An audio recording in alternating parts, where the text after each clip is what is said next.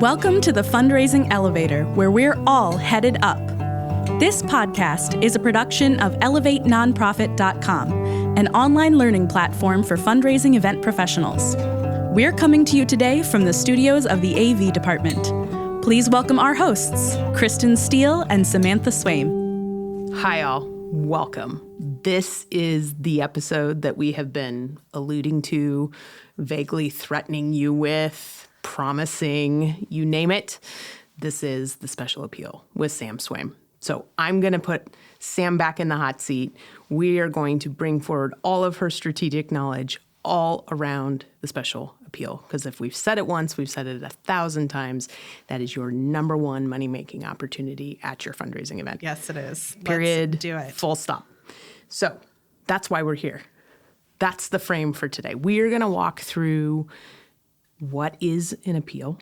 That's important. It's very important to understand. I think sometimes regionally and also from organization to organization, what that is and what that's looked like for them historically, as well as what it's even called, can vary. Yep. I think how it's done throughout the country can vary. So we want to talk a little bit about just what are we even talking about? Yes. Have you ever done it at an event? If not, here's what that can look like. Then we're going to break it down into some very achievable parts. And then we're going to take a look at, once you've done that, what strategy can look like. Love it. So there's asking for money, and then there is strategically helping that money allow you to continue to ask for money. Yes. And the special appeal becomes a vehicle that we can do that. So, Sam. Yes. Easy one first. Okay. What is a special appeal? Well, you've teed it up really nicely. It's that big fundraising opportunity at an event. And it's interesting to me how many people in the world of fundraising events gather people with the intention of fundraising. Sometimes there's a secondary intention of fundraising. Sometimes the fundraising actually takes a front seat where the goal is, let's just introduce people to the work that we do. But when you have people gathered, there is a big opportunity there to raise a lot of money.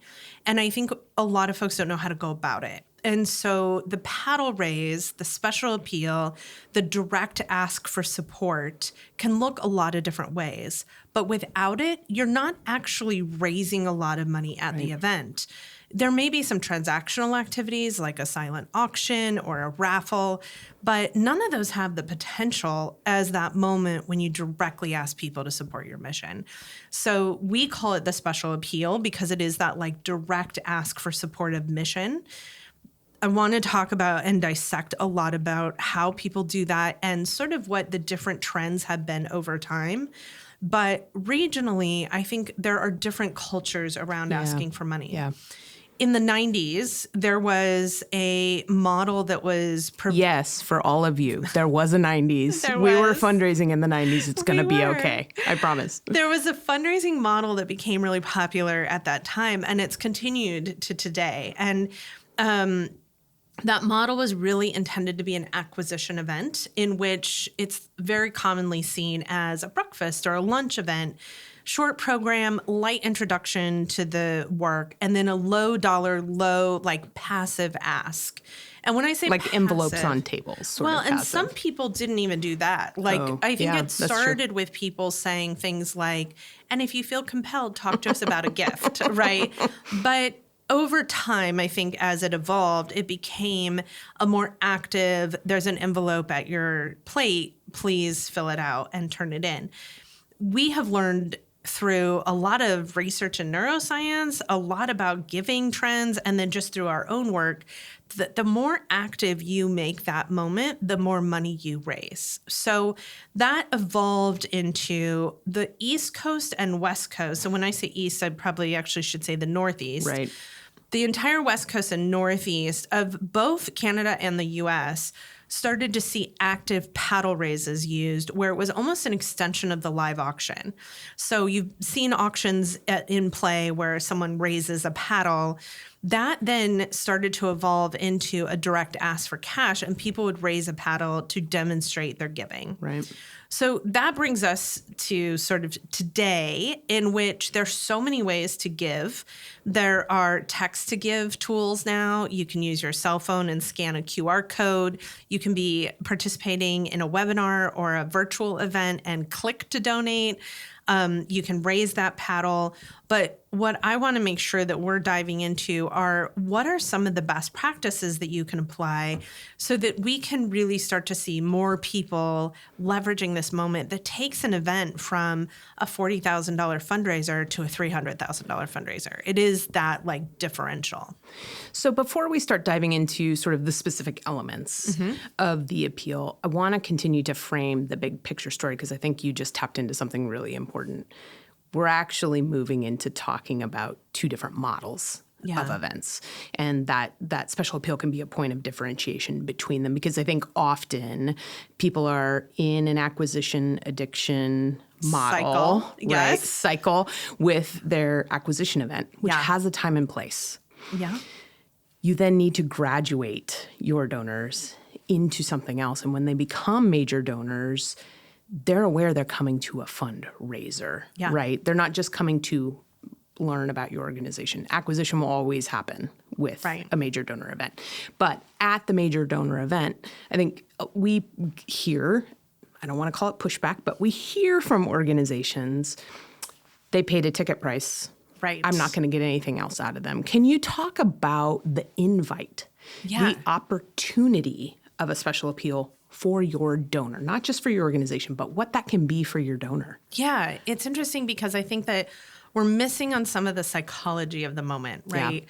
So if you think about any religion or any social justice movement, they are built on a couple of key factors. They are all rooted in gathering, bringing people together around a cause. They're all rooted in shared language, which an event allows you to gather around a cause and share the language of your organization, share your story. And they're all rooted in a call to action of some sort, right? So let's say, for example, we are big fans of the work of Habitat for Humanity in Savannah, Georgia, an area that hasn't traditionally had a lot of big active paddle raises in their community. This organization at their event has been instituting an active paddle raise and is seeing tremendous results. In fact, Zarek Samples, who's the CEO, he's going to be joining us at Elevate, the event conference we have coming up on February 1st and 2nd. He's going to be there to speak about the fact that gratitude in that moment is a powerful motivator for giving and to share his case study about what's been happening. And it starts first with the fact that we're all together in community. Right. It then moves into that sense of people feeling like I'm a part of something. Yep. Now, I can't fly to Savannah, Georgia and build houses. Like, I don't have all the unlimited time I would love to be able to go volunteer and do that. But I can make a donation at an event, right? So that call to action is an invitation in. Yep. And it's a way for me to make the change I want to see in the world. It's a way for a donor to manifest the world that they want to live in. It's a way for them to have impact on the change or the mission without actually having to be in the work volunteering or doing the day-to-day. So the invitation to attend a fundraising event, first and foremost, says we want you to be a part of something. Right. But then if you go to that fundraising event and there's no way to actually join, right? There's no call to action, you're missing that big moment or opportunity to support in some way. Now, Well, not only are you missing the opportunity to support, you're missing the opportunity for them to become a bigger part of the community. Right. And to be in community with the other people in the room who are supporting that work. Well, and let's say, for example, that you weren't actually trying to raise money, that this was an awareness campaign. Yeah.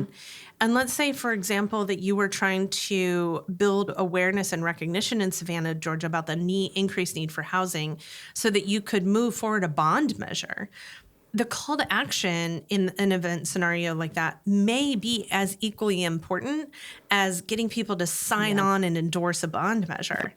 But that invitation to say, we want you to be a part of something, and then giving people an avenue to be a part of something is powerful. Yep. And it's rewarding. And honestly, the science and the neurochemistry behind the giving and the amount of positive, good vibes and joy that comes out of giving is really a powerful, tremendous opportunity to be able to move a donor into being an invested major donor for your organization. So this moment in the event is the thing that we spend most of our time on because it's so powerful. Yep. It engages people for the long term. It moves them to give. It has this sense of community and a feeling of being a part of something. Now, we've all attended events where it's been done poorly and it feels gross. Yeah. And it feels like, oh, they're just begging for money. Yeah. But when it's done well, it can be that thing that leaves you feeling inspired, that leaves you feeling like you are a part of something that can actually induce this huge sense of joy. And after a really good special appeal, I have had guests come to me and say, this is the best event I've ever been to. And the only thing we had done at that point is raise money. We hadn't had a dance party. We hadn't had entertainment. Yep. It was that moment of feeling a part of something and feeling the reward of achieving something together that's so powerful. So that's why we spend so much of our time there, because it's an invitation in from the get-go. It starts with the marketing of the event, but also we have development directors, really good development directors we work with that say, you know, my major donors on an annual basis average $1,000 a month or $1,000 a year as sort of a major donor benchmark.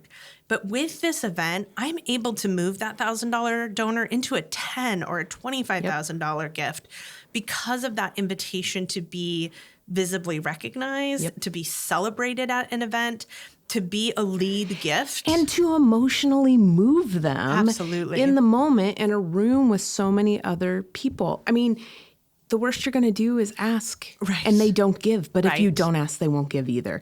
Let's get into how to do a special appeal well. Okay. Because I think we can keep sort of talking about the importance of it, but I think when we start to walk through the components of it, like, because a lot of people look at that and be like, yeah, I'm not going to get $75,000 out of our room. Right. Let's show you the tools you can get to make what feels achievable and just a little bit more for your organization and how you can continue to grow that over time. So the elements of the special appeal, let's start with story. Okay. Well, let me say there's Yes. 3 elements. Yes. Because I think it's important that we touch on and hit all 3 of these elements in an appeal. So 1, a really compelling story that moves the emotional connection. Right. 2, a very strong call to action that's clear about what you're asking people to do. And then 3, an overlaying strategy about how you're going to actually collect the gifts. So story, ask, strategy, 3 elements of a special appeal. So let's dive into story. So story is the strongest, most powerful way that we have to emotionally connect people to mission.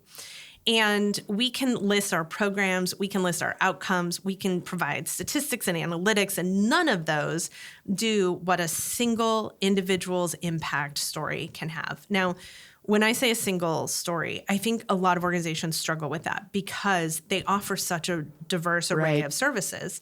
But there's a lot of research that has gone into that idea of a single story connecting and representing the whole. Yep. So we have a couple of different sort of resources there I want to be able to share. So Paul Zak, neuroscience researcher, has done a bunch of research in which he has used a single story to ask folks about giving. And when he uses a story versus a case statement, he sees giving go up tremendously. And the story can be as simple as, this is what life was like before, this is how the organization impacted me, and this is what life is like now. And in that story, it allows the viewer to walk through someone else's shoes, right? I don't have to necessarily have to experience addiction to understand someone else's journey with addiction.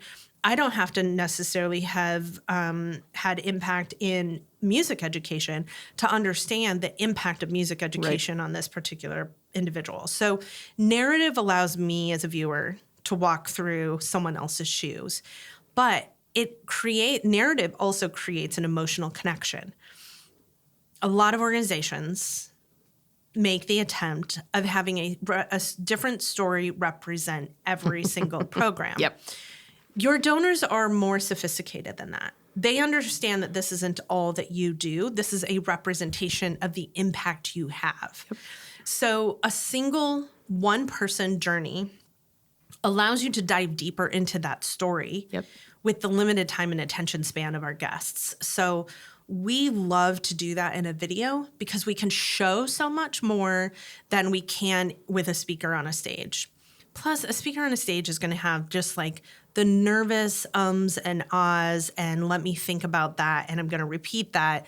Whereas a video allows us the editing ability to create something really powerful in a short amount of time. And we can both tell and show in a video. Yep. We can also add things like photos, B-roll, and music. And music is a really powerful, emotional, emotive sort of movement as well. So that moment creates the emotional connection. And we want people pumped up with the oxytocin and cortisol release that happens in a story. Because if we have all those yummy juices flowing when we then step up and ask for support, we're able to move people from that decision-making center that is centered in belief. I'm doing this because it feels good. I'm doing this because it's the right thing to do. I'm doing this to be a part of the bigger community because other people are doing it. So that story sort of creates and sets the stage for us to be able to ask for money. Well, and I think the other thing that's really interesting about having a story viewed in a room with many people is not only are you having an individual empathetic connection between your donor and your work, more specifically the impact of your work. Yeah. But those donors are having that experience in a room together. Yeah. With a study out of the UK where they hooked viewers of live theater up to machines that measure heart monitors and all of that activity. They found that in a room full of strangers watching the same thing on stage, those heartbeats synced in the room. And not only did they sync in the room, when those folks went out to intermission, they stayed synced. So you've created this milieu or this environment that your special appeal is going to drop into, where people in the room, strangers in the room, are actually connected by virtue of how you're telling this story. And that's a really powerful moment, right? So story, I want to just impress upon people, find a really good video partner, give yourself lots of time to work on identifying a single participant in your mission who can come and speak to the impact of your mission. And we've had a lot of organizations say we're not a people-centered organization, but at the root of all of our missions, there is a human impact. So Humane Society, you could tell the story of a single animal being housed, but more importantly, from an emotional connection for your audience, you could tell the impact of the family on that dog being housed with them. So that single story, I would say, if you can't find that story, dig a little deeper, start asking people publicly, what impact have we had on your life? My guess is you'll have staff members and board members all come forward with stories. And even some organizations have started to create kind of like a story archive where they ask people to submit or send in their impact story so that when they get to their event, they can identify and pull someone forward. Now, a lot of folks immediately come to us and say, ethical storytelling demands that we don't actually tell the story of our client. And if you listen to our past episode about ethical storytelling, you want to push back and say that ethical storytelling means that you are allowing the person whose story it is to tell their own story. You don't want to tell the story of a client. You want your client telling that story because that becomes sort of an empowering moment, an impact moment to move them into a place of owning their own journey. And this doesn't have to be that they would be nowhere without you. They are a full human with all sorts of needs and sort of resources that they bring to this moment. And dreams. For their future skills, and what that looks all like. All the things. But that your organization had an impact on them is the key critical piece to the story. The other thing I want to say before we leave the topic of story is that person is best if they are on the other side of their journey, meaning that they have some rear view perspective. So let's say, for example, you're a school and you want a student to speak to your work. An alumni who can look back on their experience at the school and how it set them up for success in the future is always going to be better than someone who's currently in the program, because that allows them to have perspective and depth and honestly an end to their story.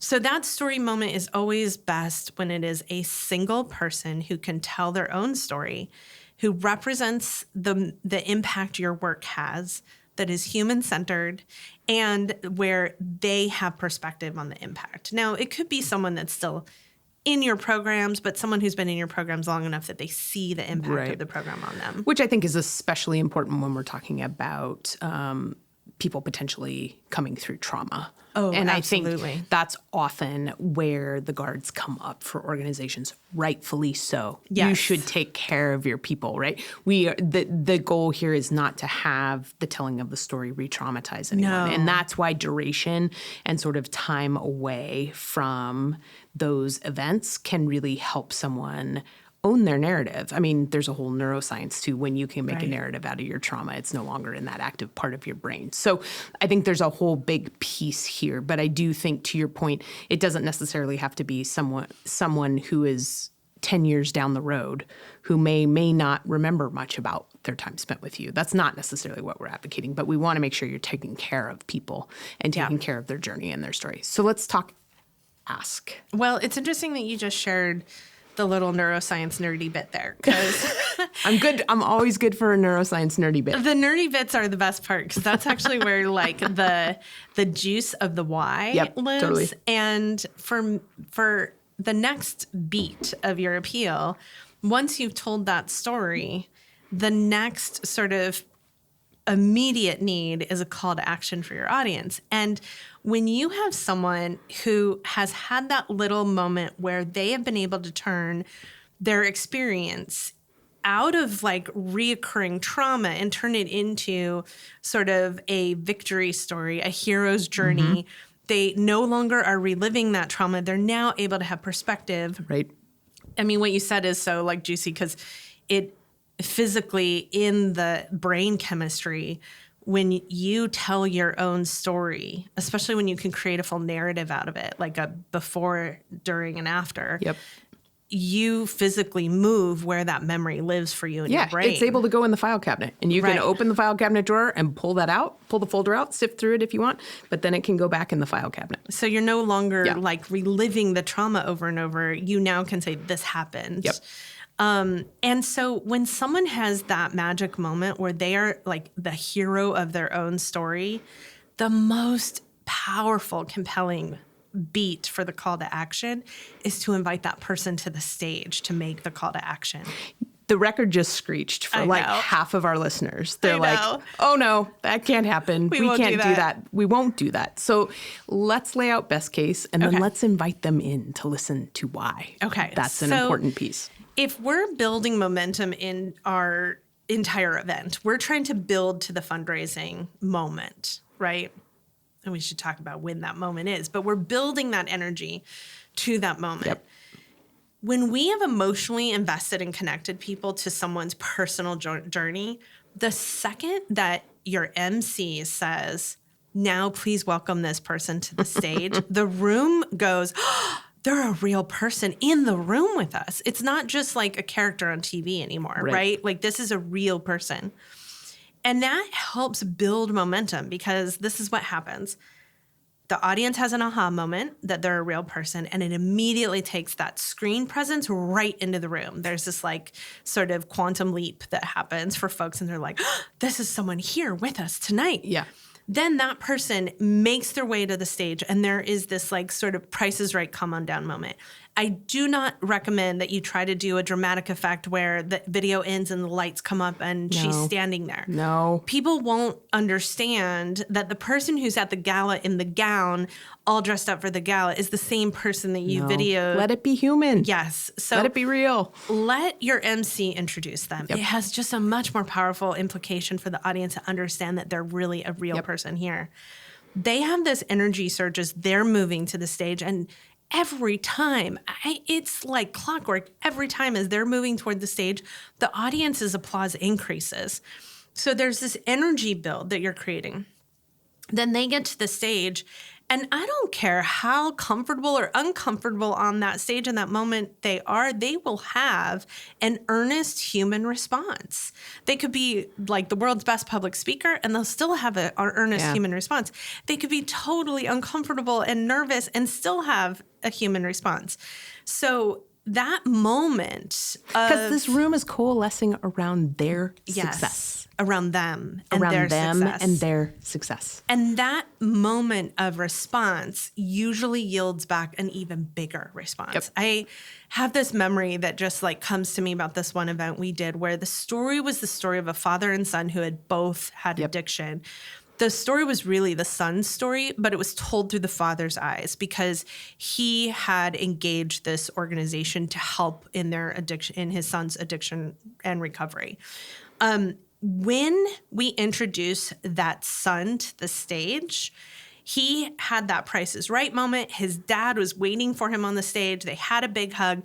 He turned around and had a reaction to the audience applauding, and he got teary, and the whole room responded. But then he kind of got choked up and couldn't say anything at first. And the room stood on their feet and started chanting his name. Yep. And it was, "We've got you. You've got this." And I can't tell you how powerful that was to have that moment where not just the like emotional connection between dad and son, but that this is a real person here that I've now learned his whole story. And here he is being human and vulnerable. And he left that stage and was like, that was the best thing I've ever done in my life. Like he was so empowered in that moment. So I want to step back and say I use the words I don't care if. I do care if the person is set up for success. You want them to feel comfortable going on that stage.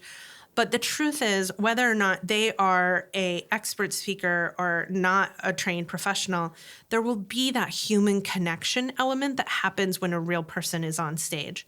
Polish is not the priority. Polish is not the priority. Honesty, earnestness, and having that be a real moment is what's happening. And the other component of that is if you're worried about setting your client up for success, if you're worried about them being on stage and telling their story, if you allow them to be the hero, if you allow them that like superhero moment in front of a crowd, it actually is a really big part of kind of a healing practice.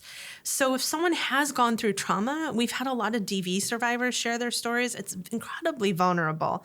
But when they come off that stage, one of the first things we hear from them is how powerful they feel and how strong they feel.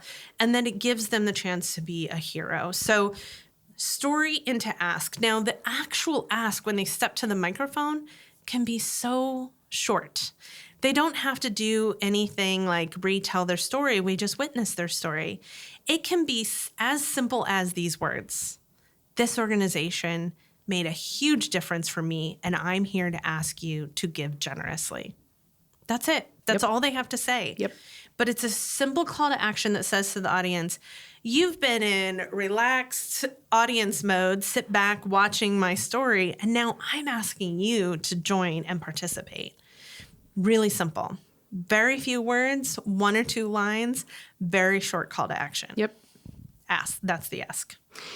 And I think the other piece here that you alluded to that I want to make sure, all of these are supported and chaperoned moments for your speaker. Meaning that speaker, whether galas are their environment or not, should show up. They should have a wing person. They should be taken care of. They should be pumped up. They should be let know what's going to happen in advance. They should have permission for the whole thing in advance. When they get there, they should be received off the stage, told how amazing they did. I think the success in the support is also translate to how they feel on that stage, owning that moment and what that can look like. Let's talk about the third part, which is collection. The collection. So the collection is, how are we going to ask people to give? Literally mechanisms of giving. Yes.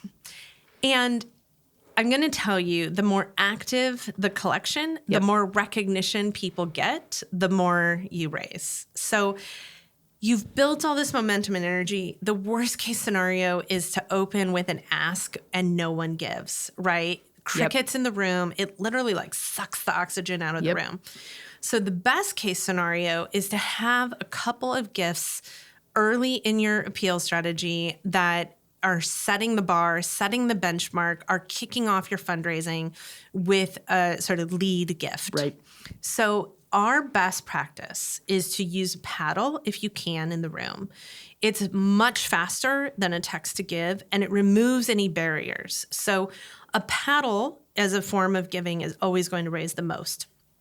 Second, if you're using any sort of hybrid event or you have a room where you want people both participating online and at home giving, the ability to use one of your event tools like Greater Giving or Paybe, Network for Good, One Cause, there's so many great platforms that allow you to enter the name of the donor as the paddle is going up, and also allows the donor at home to give and have their name show up.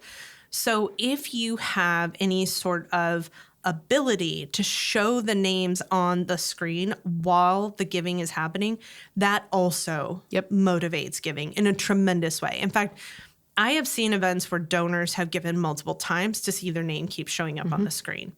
So Susan Howlett, past episode we have where she really talked about that sort of power of connection, community, recognition to motivate giving. This is that moment. This is the moment where people can feel like they are a part of something, can feel like they're impacting the mission and that they're doing good, but can be recognized and celebrate for it. So paddle going up, I get seen, right? But my name on the screen, I get seen even more. So those two things in combination will always raise more than an envelope. Now, if you have to do an envelope, if you're in an environment where you don't know giving levels, you don't have pre-committed gifts, you're not really sure about the success, then in an envelope scenario, I would always physically hand people the envelope. Don't have it at their place setting or on the table somewhere. Simply have volunteers ready with a stack of envelopes and go table to table with a stack and ask them to pass it around. That physical activity of reaching and being handed an envelope increases the return rate by more than like 60%.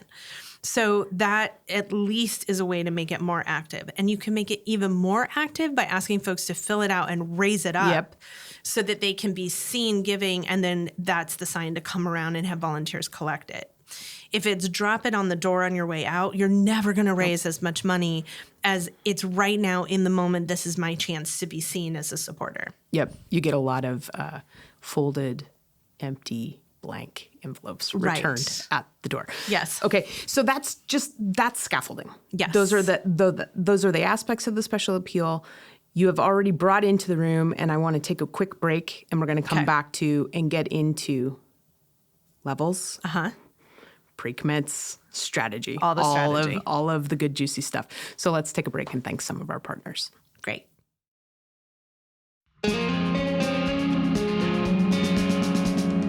The Fundraising Elevator is recorded at the AV department in Portland, Oregon. For years, they've been our trusted partner, delivering exceptional audio-visual production and videography for nonprofits. In 2020, they transformed into a dynamic live streaming studio, producing more than 900 virtual and hybrid events. Now, we embark on an exciting journey together to bring you this podcast. Seeking the best in live events, video production, and live streaming? We proudly recommend our friends at the AV department. Link in the episode description.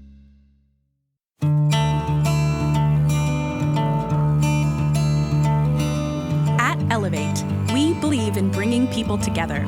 Our online learning platform for fundraising events has webinars, workshops, downloadable tools, and more, designed to save you time and stress when planning your next event. We're getting nonprofit, development, and event planning professionals the tools and ideas they need to create events that inspire donors and raise more money. So join us at elevatenonprofit.com. The link is also in our show notes. We are back with one of my favorite, well, not one of, my favorite humans, Sam Swaim, who is just sort of the most strategic brain I've ever met on the special appeal. So that is why today we are dedicating this. She's shaking her head at me for those not watching. No, I agree. But it's like where I spend it's your joy. All my energy. It's my joy, yes. It's your joy, but it's also the impact, right? Yeah. This is the fundraising moment. So we set up prior to the break sort of the frame for what a special appeal is and sort of how generally it works and what that looks like. I want to start honing in on strategy because I think just simply having a special appeal is sort of like just throwing a party and hoping folks come. Right. That when folks sit in an event that feels amazing and they're watching this insane off the wall, like big gifts and all of these people following suit, that is very strategic. That has been set up, that has been put together, hours and hours and hours of relationships and talks with donors and coming back to the table and figuring out what those pieces are. So I want to pull the curtain back on big picture, what some of those pieces are. So let's talk about what it actually is to execute a paddle race. Okay. And what that looks like. So there's a couple of key elements. And I think that a lot of folks go into their fundraising event going, we hope we raise money. We don't know how much we'll raise. And what I want to kind of turn on the head is, what if we actually built a strategy so we knew we were raising money and had a plan and a path about how to raise that money? I think a lot of people feel like it's magic. Right. Fundraising isn't magic. It's strategy. It's strategy. Yeah. And relationships. Those are the two keys. So the very first thing that I'm always looking for is, who is the biggest potential donor in my room?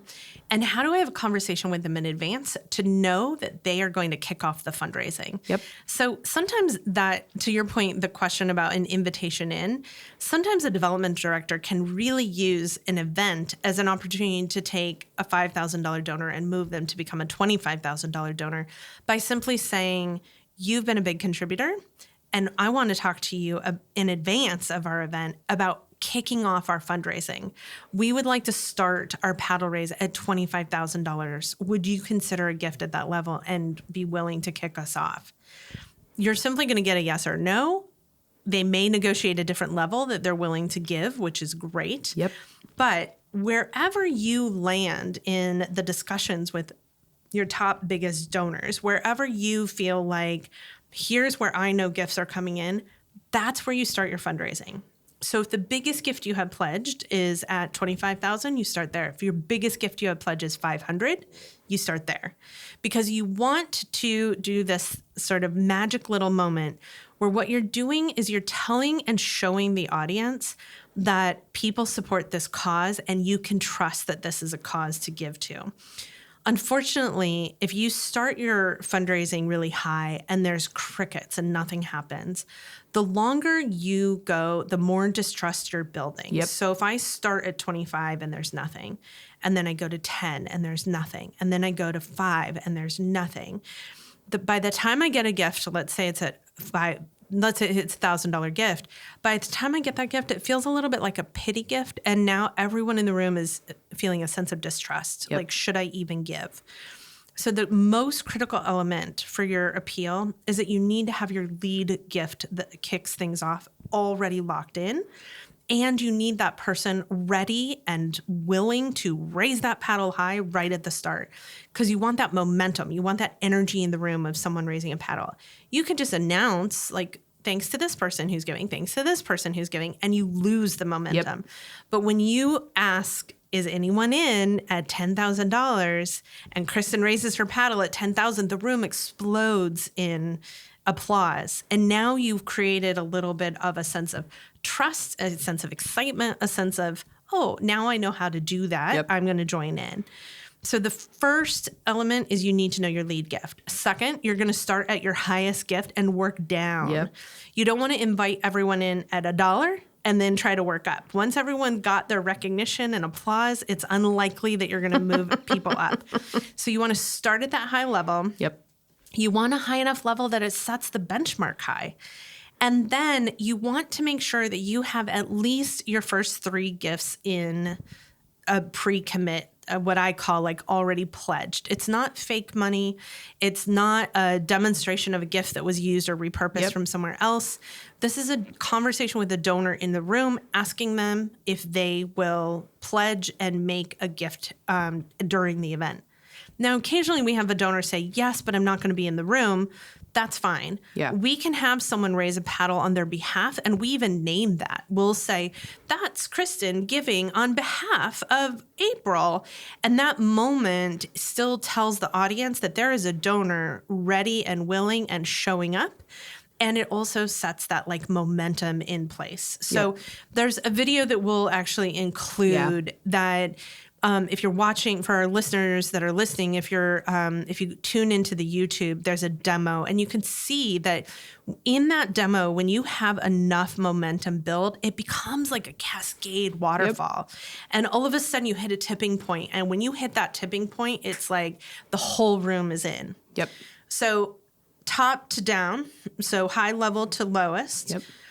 Also, you don't necessarily want to go super low, right? You want to understand where the critical mass of your audience is, where have they given before, and where can you maybe nudge or move them up. But we've had organizations, go as low as $10, change and dramatically increase their fundraising when they decided to stop their fundraising at 50 or stop their fundraising at 100 and say, this is our last level of giving. Because what that does is it says, if you want to be recognized, this is your last chance. They can still give the 50 or the 10. Yes. But if you want this room to applaud for you when you throw that card up in the air, it's happening now. So you want to start high, you want to go low, but not too low. You want to announce your last level of giving always, because that sets sort of now or never. And then when we get to the very end, we always want an invite for anyone we may have missed. Now, here's the interesting thing. Anyone we may have missed might mean any number of gift sizes, right? So we typically will go in big numbers, right? 25,000, 10,000, 5,000, 2,500, 1,000. But let's say, for example, that someone is celebrating a 50th birthday. They might want to give a $50 gift. They might have, the class of 2024 graduating. They might want to make a $2,024 gift in honor of that. So if you open it up, is there anyone in the room that we missed? If a paddle goes up, you ask them how much, and then you can track and log their gift. Now, sometimes we've had donors raise their paddle. We started at 10. They raise their paddle and they say, I'll give 25,000. And so the room just explodes. But we always give that final offering of, is there anyone I missed? And then if no one raises their paddle, you can say, if there's still a gift you would like to make, please, on your way out the door, stop by registration. And we usually see that at least one person will do that. They'll stop at registration and say, I want to make a $10 gift or a $20 gift. So you're not leaving the opportunity for people to give. You're just setting kind of a benchmark and encouraging a stretch for folks. There are several key moments here I want to just sort of sift through and pull up for folks to keep coming back to. One, you need to have conversations with donors in advance. Yes. You need to know some of those top key gifts so that you can understand how to lay out a strategy. And then when you've laid out the strategy, you need to communicate it back to those donors so that they know, okay, at the $10,000 level, I'm throwing my card in the air. Yeah, we actually have an event coming up in which they have a $15,000 gift, and we don't have a $15,000 level. And if I acknowledge that gift at 15, it's likely the only one that we're going to have. So instead, we've communicated back to the donor that we would like them to raise their paddle at 10 and at 5, because then we can make a big deal out of giving again. You bet. So that strategy communication has to go back to them for sure. So from that, I want our development friends to hear that most of your work in advance of your event is having those communications with your donors so that you can make a map. You should know going into your special appeal what success is going to look like based on what you know is already on the table. Okay. It's not a wing it moment. No.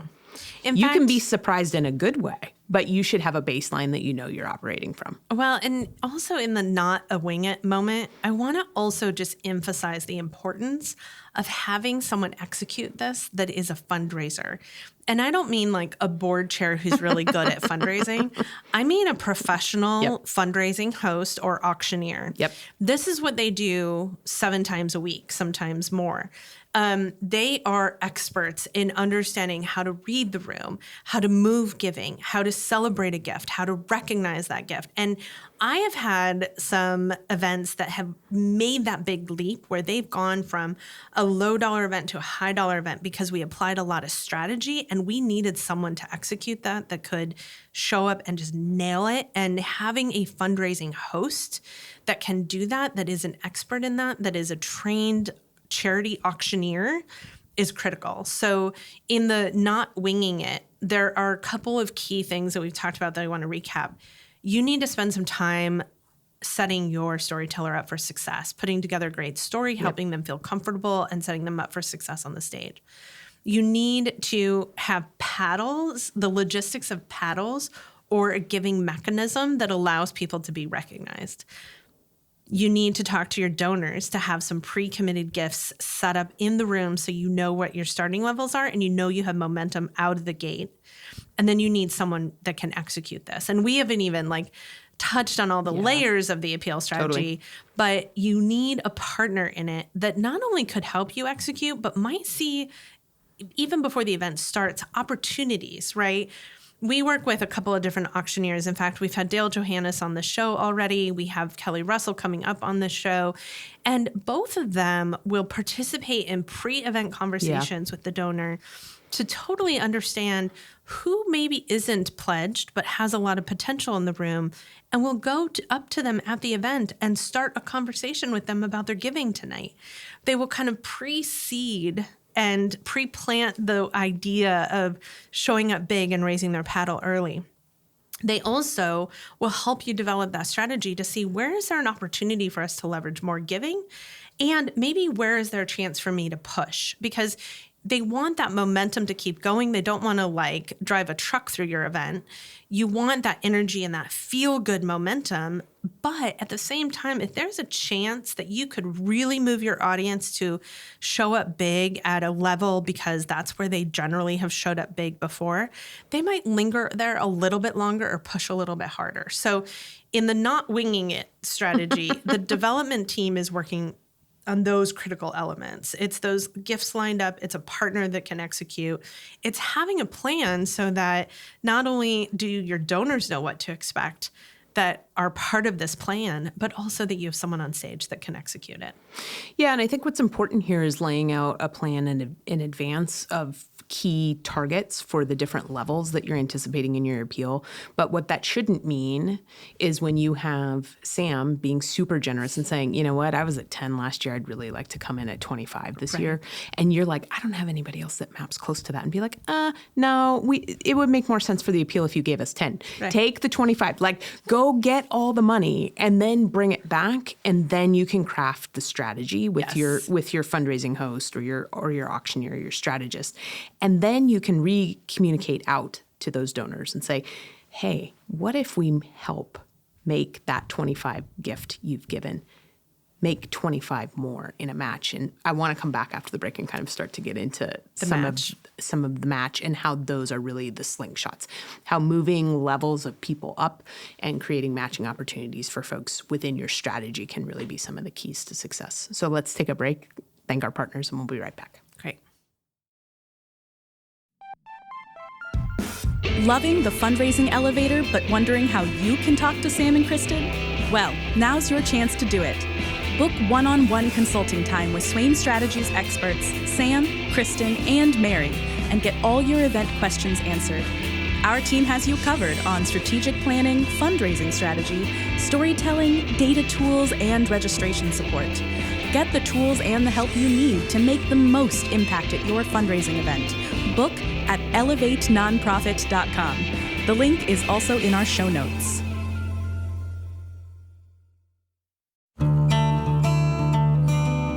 Events have a unique power to create an immersive experience for your donors and your mission. That's why we created the Elevate Conference, to teach you the tools for planning a successful fundraising event. Join us for Elevate 2024 on February 1st and 2nd. This hybrid fundraising conference will be hosted at Avenue in Portland, Oregon, and broadcast online for a virtual audience. You'll get practical tools, demos, and templates you can implement right now. Join us. The Elevate Conference is a production of ElevateNonprofit.com and is presented by Swaim Strategies and the AV Department. To find out more and register, visit ElevateNonprofit.com today.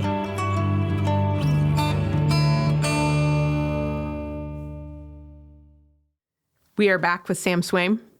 We are back talking about the special appeal, which is the largest moment of fundraising potential during your event. It sure is. It's the if you are pot not at the end of the rainbow. pot at the end of the if you are not spending your time, attention, cultivation here, you will limit your capacity for fundraising. Yes. Period. The end.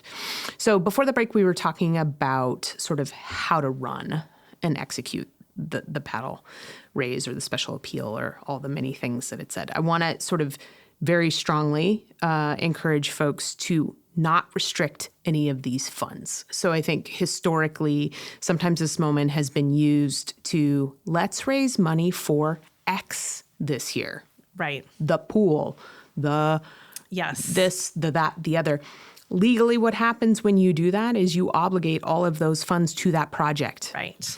If that project can't get done, gets delayed, never gets off the ground, you have to go back to all of those donors and get them to say yes to something else. Yes. In the meantime, you may not be able to make payroll or keep the lights on. Right. So this should be unrestricted funding you are raising money for. Pure Yeah. and I simple. think that might be like the sort of most strategic recommendation, but also the most mind-blowing for Yes, people is yes. that your mission is enough. Like, funding and supporting the mission, understanding that you make impact in the world, and then seeing my community around me supporting it, I want in. I don't need to be funding a particular thing. I trust you as the organization to know how best to spend that money and make impact. As soon as you narrow the scope and the field, now I'm sort of like, I don't really know that I care about that, right? Like, I don't know that funding the pool is my top priority. Right. My child might be in athletics and I'd rather fund the football field, right? That you start to divide your audience apart when you are getting into fund this thing and then you're restricting it. Unrestricted revenue is so hard to come by in the nonprofit sector. Yeah. Every grant we get is restricted. Yeah. Every contract we You bet. have is restricted. This is your chance to say, fund our mission. It's important. And that's enough. So I think It's actually an easier story. it is. It really is. And I think that to the sort of question about momentum and energy in your event, the second that you put a barrier, like, let us tell you about our vision for the playground and why we're asking you to fund a monkey bar or fund a swing set or fund a slide, you like interrupt my emotional connection. Yep. Right. So that personal connection, client story, I'm already there. I'm already in it. Just ask me to fund that work. You don't need to ask for, now let us explain to you the ways that we're going to funnel these resources. Yeah, and that's for the thank you letter, honestly. The thank Totally. you letter should tell them what they're funding. Totally. And that's what I was going to say. We have built-in mechanisms within all of our organizations Yes. that do all of that report out. Your, end of year annual report, blah, blah, blah. And to your point about grants and other specific funding that make your life and reporting more challenging because it can only be used for X, Y, or Z. Right. Having a pot of money that you can use for the other pieces as you see fit is a nonprofit being able to do their work. Yeah, Yep. it's true. So let's talk about, before the break, we started getting into this idea of using special appeal pre-commits to help make more money, to create more opportunities in the room. So I'm wondering if you can talk about momentum Yes. within the special appeal and some of the mechanisms strategically that you use to help make that happen. Okay. So there are a couple of opportunities in that paddle raise moment to really leverage momentum to encourage more giving. So as soon as you have a starting gift, that says the bar is high. But when you have a couple of people jump in and you create that tipping point, it also says you're going to be the cool kid by giving, not the cool kid by sitting out watching this happen, right? So now you have this like peer influence that's happening. But additionally, most organizations, their board of directors are an influential group in the room, right? They brought their friends, they're hosting a table. That's the goal. Right. That's the hope, is that they're sponsoring a table, that there's some connection to them and other guests. Maybe as a board member, they only have 2 or 3 guests that they know, but they have influence over those guests. So another strategy we can apply is asking our board to all show their support during the paddle raise, because as soon as they show support, they create a peer influence for their guests. So that's sort of a key momentum factor. But you mentioned the case where you ask for a $10,000 gift and someone says, I can give you 25, but you don't have other giving in the room. That creates a big chasm or gap. We actually just had an event that we were working on where they had a $50,000 gift and then they had a $5,000 gift. And that gap was a big chasm. So we actually started the fundraising at 5. We raised money $2,500. But when we got to the $1,000 level, we looked at their giving history, and a lot of their donors had either given it $1,000 or $500 the year prior. So we used that $50,000 gift as a matching challenge in which we called that donor and said, could we leverage and utilize your gift to inspire 50 more gifts at the $1,000 level? And for every time someone makes a gift, you will make another $1,000 gift, hopefully getting us to that benchmark of 50. And they said yes. And so when we got to the $1,000 level, we announced this matching challenge in which we celebrated the person who was the $50,000 donor. We then announced that we needed 50 gifts to match their level of giving. And as those paddles went up, we acknowledged all those paddles, and all of a sudden got to kind of a slowdown in the room. And we had about 32 gifts that we had gathered. 37 is usually the slow down to 50. Yeah, and so it was like we hadn't quite hit 50, but we weren't so far away that it was unattainable. And with a really good fundraising host, they bring with them a recorder that is logging every gift who can immediately tell them we're at 32. So now this person on stage, this auctioneer, knows that they have a few more that they need to go. And so they announced to the room, we only have 32 gifts. We're not quite there. Help me help me see a few more gifts. And they'll see a paddle go up, then another paddle. And all of a sudden we're back in the world where we've created momentum. And now they're like cheering and celebrating, and they might get it to, I think in this case, we got it to about 42 gifts. Now it became the shortfall. We're only 8 gifts away. 8 is very attainable, right? 8 feels very doable. And the room started cheering and cheering and cheering. And someone jumped in, raised their paddle, and said that they would do $5,000, 5 gifts of $1,000. Now we only need 3, and 4 paddles went up in the air, and we exceeded it. So that superhero moment of being the last person to meet a challenge and have the applause can be very powerful. That like we're collectively in this together can be very powerful. And then that challenge where we are all reaching this goal together is very powerful. So all of those together, a matching challenge can be very impactful. Well, and what's interesting too is thinking about that $50,000 donor in the first place. Right. They were compelled by your mission. Right. To say, I'm going to put in 50. It feels like an amazing opportunity to say, we want to use your 50 to make 50 more. So in essence, I'm ground zero for 100. Right. So what an amazing place to put your donor. Well, and it truly is a matching challenge in that if they had not been willing to leverage their gift in that way, we probably wouldn't have even gotten the first 32 gifts, right? Because it was that big call to action that motivated a few more people to maybe move up in their giving and motivated a few people who had given at high levels of capacity to give again. So we collectively were on this path toward a goal that would not have achieved the same result if we didn't have that challenge in the room. Right.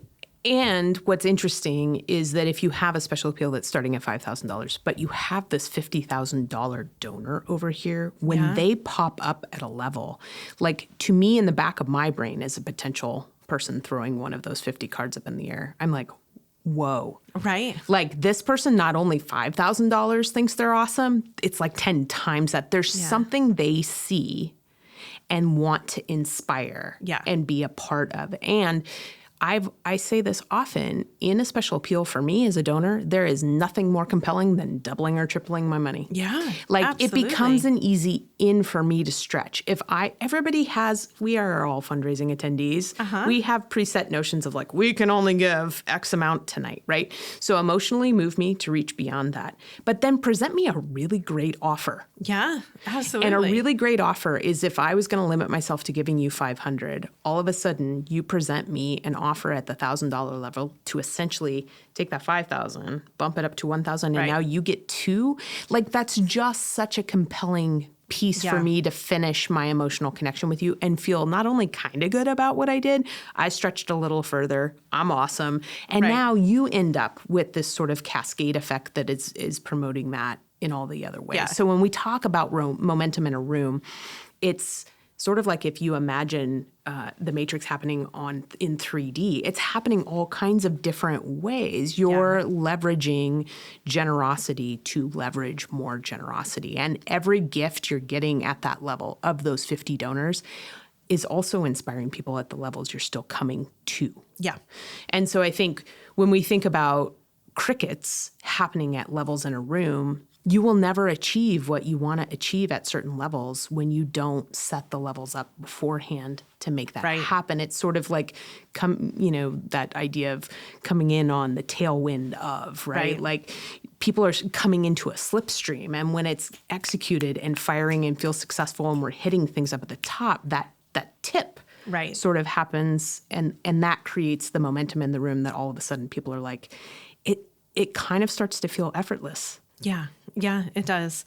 And I think, you say effortless, and then we think about all the work that a development team has to do, and there's so much on their plate. I'm not saying it is. It feels that way, though. But what can make it effortless for them in that moment and can reduce the stress for them in that moment is hiring a professional auctioneer with a team, because the recording of those gifts can come fast and furious. So having that support of someone who's recording and logging every gift, who's tracking every match, who's helping communicate to the auctioneer where we're at, if we've reached our goal, all of those things help to actually elevate what's possible in the room, improve the guest experience, and reduce the stress load. So I think that there's two elements always for any event that we have to spend money on, and it's our fundraising host and our audio quality. If we don't have good audio quality, then people don't hear this beautiful program we put together. Why even have an event? So those two things I think are critical. And then the last thing that I just wanted to touch on, not necessarily momentum-wise, but just from your role of making it feel effortless, is that sometimes a little bit extra support of your storyteller, your speaker, can also make it just such an improved experience. So I actually just heard a story today of one of our organizations that they had their best fundraising appeal that they've had.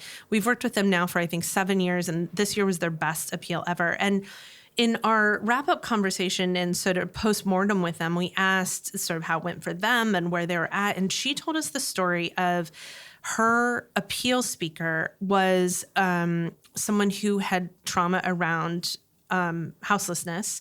And she wanted to really just take an extra beat the day of the event to make sure that she felt some love and support around her. And so she had flowers delivered to her home with a note that just said, "We're so excited for you to tell your story tonight." And then she took her to a salon to get her hair and makeup done. And at that salon, the client, told her story to the team that was doing her hair and makeup, and told them how excited she was to be on stage, and they donated their services. So good. Meanwhile, she came into the event feeling like $1 million. Absolutely. And so afterwards came to the organization and said, "What else can I do?" Like that moment of support was an easy sort of way that the development team was able to make that moment so much more successful and effortless because their speaker felt so set up for success. It's empowerment. It is. It's all about an empowering. opportunity.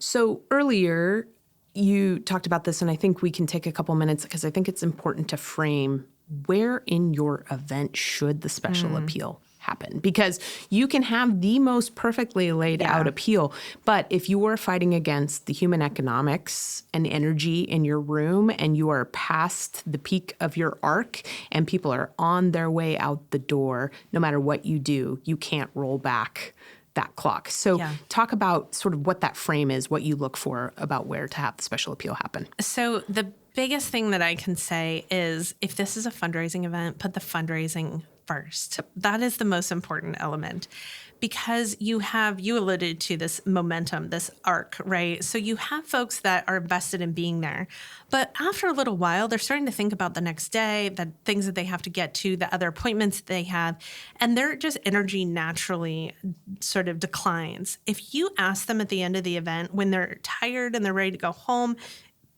and they thought that they were just getting up and walking out the door, and you're like, but wait, before you There's go. more. That always feels kind of like, oh my God, now I'm stuck here because they're asking me for money. Whereas if you move that to the big, sort of front end of your program, we will always recommend that you start with a welcome. You talk about the work you do and the impact it has, and then you share your appeal story and you raise your money.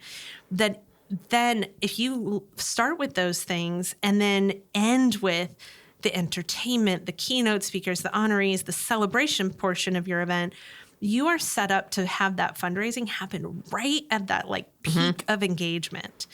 And we've had organizations do nothing different other than move that fundraising ask earlier in their program and see their money double. We've had guests say the experience of an event was so much better simply when they moved the timing of it. So if you have even the slightest inkling of making an ask at your event, and you've been inspired by any of the things we're talking about today, don't wait till the very end of your event, because it's going to flop. It's going to feel unsuccessful, and you're never going to want to do one again. If you move it earlier in your program, if you help people to understand your mission, and then you make that call to action, that will help everyone feel like this is a really exciting, high energy part of the event. And the last note that I'll say on that is people can eat and give at the same time. And that's important, because if people aren't satiated, if they're not being fed and they're hungry, that will pull their attention. But if you're giving them something yummy to eat, funny enough, some foods actually increase oxytocin. You're giving them all those bubbly, juicy things. And according to Paul Zak, as soon as we have oxytocin release in our body, fundraising goes up. So I'm going to make sure in the show notes today that we have a couple of different links. One, Derek Sievers gives this great TED Talk about how to build a movement in 3 minutes or less. And that TED Talk is the start of your appeal strategy. You need the leader, the lone nut that sort of goes out on a limb and says, yes, I'm in, I'll make the first lead gift. You need a follower that shows people how it's done, and a second follower that helps create the momentum. And then that fourth gift is what creates the tipping point. So we'll make sure you have that, because it's just a great example of how that early part of your appeal can go. Additionally, our YouTube version, we're going to add a demo of a special appeal. So you can start to think about how to apply this to your event. And then the other thing that we'll include is Paul Zak has a storytelling component about the importance of that story and what that story does. So we'll add that as a link. And then if you want to learn more about your story, go back to our ethical storytelling, or go back to our episode with Kristen about the arc of the event, because those two things can really support this moment.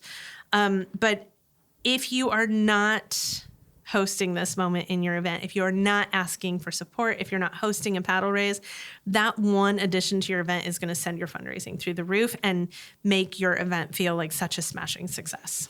Yeah. And to your point about sort of where it appears in the program, if you do nothing else, remove your dinner break. Yeah. Because that dinner break is actually what's sending your fundraising past the peak of the arc of your event. Telling people we'll be back we'll later. We'll take a half an hour to have dinner. We Netflix and chill with food all the time. Yeah. Everybody's going to be just fine. Yeah. There will be time to socialize later. So taking a look at that sequence can also help you maximize. Sam, I feel like we have jam-packed a lot in here. I'm going to let people marinate, but how can they reach out? How can they get help with their appeal? Okay, so there's a couple of things. if you are looking to apply your first appeal strategy, we have a whole bunch of resources online that we want you to look up. You can just search the Swaim Strategies website for all sorts of blog posts about how to do the appeal.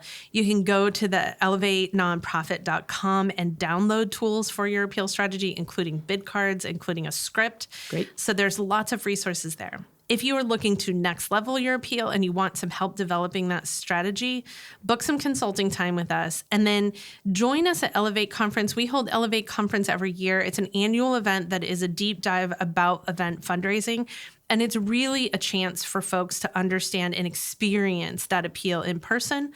We give a demo, and then we do a really beat by beat dissection of that moment to really help folks understand how to apply that. And like I said, we see lots of regional cultures happening in different parts of the country, but as soon as people adopt this is the game changer for folks. So that's why we're spending so much time on it. We look forward to future episodes where we dive even more into the psychology of it, but we have so many resources out there because we know that this is the game changer for folks. Go make your events great. Thanks for being here. Sam, you're brilliant. Thanks for sharing your brilliance with everyone. Let us know how your special appeal goes. Happy fundraising. Happy fundraising. The Fundraising Elevator is produced in partnership with Swaim Strategies at the studios of the AV Department. The program is produced by April Clark and directed by Steve Osborne, with audio engineering and original music by Dwayne Anderson and Heidi Christensen. Video production by Chris Peterson, Whitney Gomes, and Nathan Bouquet. Video editing by Steve Osborne. Graphic design by Pendulum Creative Group, and support from Sophia Keller, John Lyles, and Andy Dowsett.